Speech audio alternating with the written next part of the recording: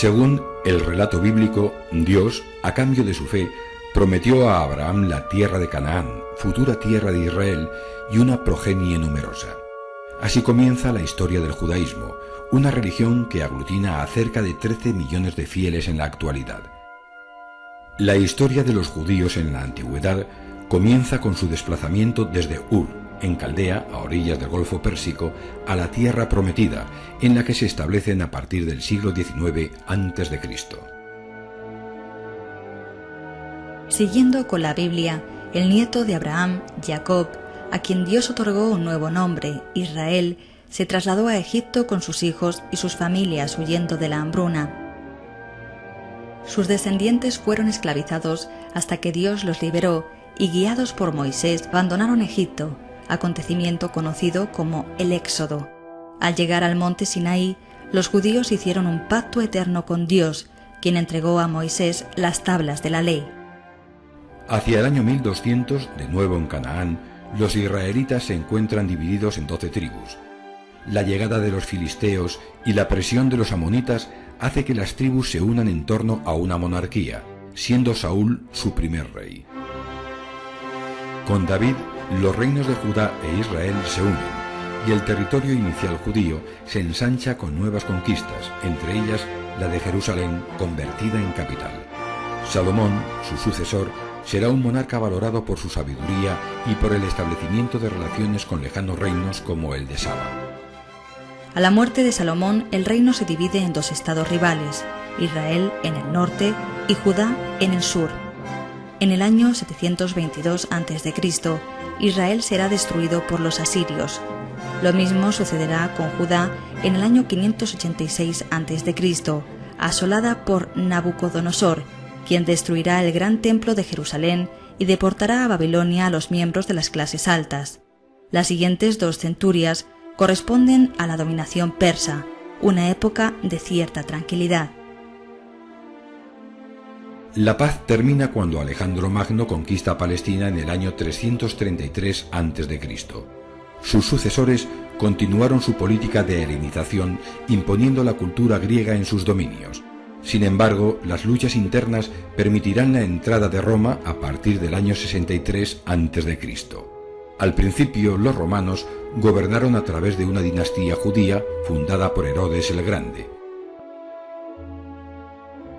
Este gobernante se encargará de culminar la reconstrucción del gran templo de Jerusalén, casi doblando su tamaño y añadiendo nueva y lujosa ornamentación. En los primeros años de la era cristiana, los gobernadores romanos se enfrentaron a frecuentes rebeliones judías, aplastadas a sangre y fuego. En la fortaleza de Masada, en el año 73 después de Cristo, casi 1000 hombres, mujeres y niños se suicidaron para no rendirse a la 10ª legión extranjera romana. La campaña de Adriano, 6 décadas después, acabó con las últimas resistencias. Jerusalén y el templo fueron arrasados y se prohibió a los hebreos vivir en su territorio. Comenzó así la diáspora de los judíos fuera de la tierra prometida. La diáspora o dispersión, continuada durante siglos, extendió el judaísmo por todos los rincones del mundo, creando sinagogas y escuelas judaicas. En Europa, los judíos encontraron acomodo como comerciantes o prestamistas, pues la usura estaba prohibida para los cristianos. Masacres y expulsiones fueron frecuentes y los judíos fueron acusados de desastres naturales como la mortífera peste negra de 1348.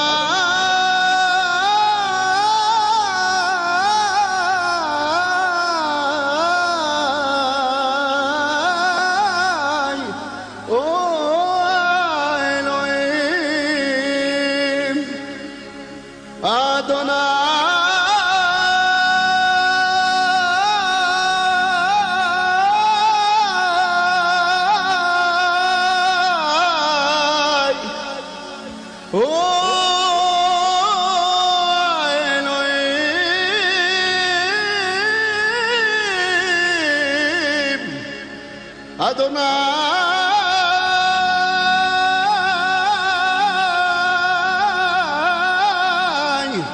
oh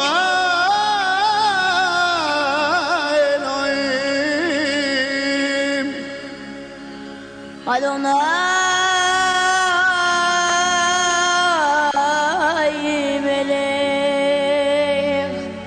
Adonai melech,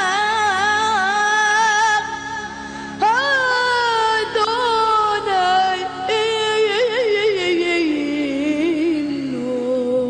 Imloch, לעולם ועד.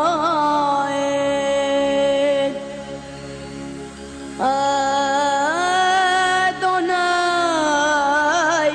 melech, Adonai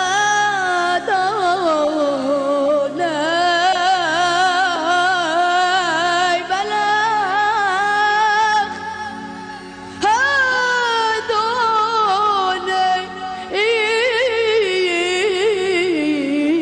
Imloch, לעולם ועד.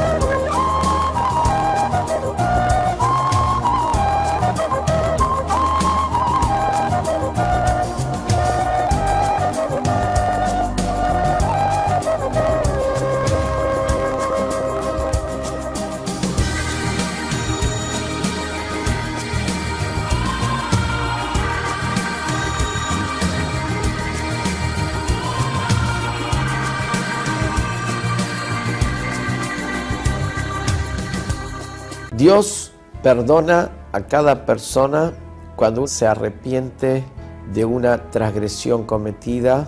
Sin embargo, después de que Dios perdonó, tenemos una situación que hubo un pecado que fue perdonado. Hay una mancha que se limpió. Yom Kippur es otra cosa. Yom Kippur es el día donde se pone de manifiesto la esencia del alma, la chispa divina, el Pinteleit. Ese Pinteleit, esa esencia, está pura porque nunca pecó. Entonces, el perdón de Yom Kippur es llevar al hombre a esa dimensión donde nunca existió el pecado. Es necesaria la teshuvá, el arrepentimiento de Yom Kippur, que todo esto es para quitar el barro, para quitar las piedras que están tapando la fuente de agua surgente.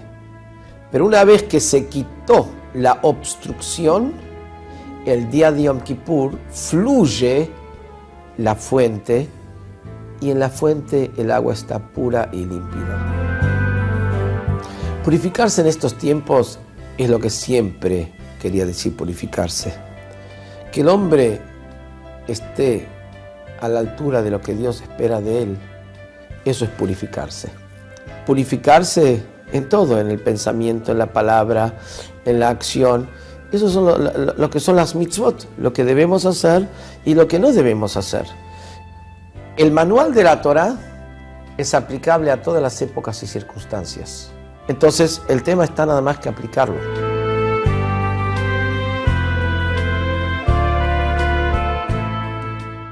Y la figura del pastor con su rebaño es muy adecuada. Ese pastor preocupado por el bienestar de ese rebaño, revisándolo exhaustivamente. Así pasamos estos días nosotros también ante Dios. Y nos mira, y nos revisa, y se preocupa por nosotros, para que podamos retornar y por sobre todo, para que podamos superarnos. Está el salir de lo negativo, donde uno siente la bajeza de lo que no sirve, y eso es lo que lo mueve a querer superarse. El hombre se purifica un poco aquí abajo en la tierra, Dios lo purifica mucho desde arriba en el cielo. ¿Qué quiere decir un poco en la tierra?